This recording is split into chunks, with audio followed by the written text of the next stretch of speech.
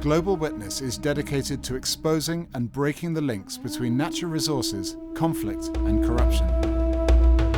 Their on-the-ground investigations, damning reports and lobbying have exposed illegal trading in natural resources and have starved wars and conflicts of the funds they needed to continue.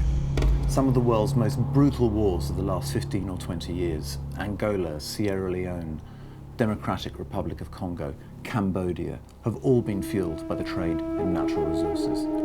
Tonight, the human rights group Global Witness documents an explosive trade in cassiterite from the Congo. This stuff is mined and portered by people who are cannon fodder for our industries. Why is it that the presence of natural resources, which should bring wealth, in fact bring about poverty, stifle democracy and even bring on conflict? Angola tem diamante, tem petróleo, tem café, tem madeira, tem ferro, tem ouro, mas nunca vimos nada dessa riqueza. Essa riqueza tudo só vai neles. Time and time again, we've seen how corruption and unsustainable exploitation absolutely devastates a local population. If we don't try and stop this, it's just going to carry on. It's going to be business as usual. And what's more, with new economies emerging, being desperate to access natural resources, like China and like India, we fear a global race to the bottom, where everybody's out competing each other to get access to these resources. What Global Witness is trying to do is to bring some common sense to the exploitation of natural resources. We need to make sure that the trade in natural resources truly benefits the populations of the countries that they come from and does not fuel conflict or corruption. Global Witness have identified a largely overlooked problem of how natural resources are accessed, be it timber, diamonds, oil, copper or cocoa, and the scramble by unscrupulous companies and corrupt elites to obtain these, without regard for human, economic or ecological cost. Turkmenistan has the fourth largest reserves of gas in the world, which put an alleged $3 billion in Mr. Niyazov's accounts from gas sales and kept the average person on about $50 a month. This has been going on for too long. There are gaps in the law, there's the lack of political will, or just that individuals and companies and governments are unwilling or unable to hold individuals to account. Global Witness works.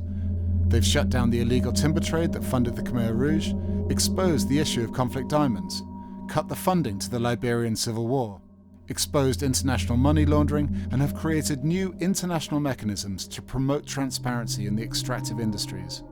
In 2003, they were nominated for the Nobel Peace Prize.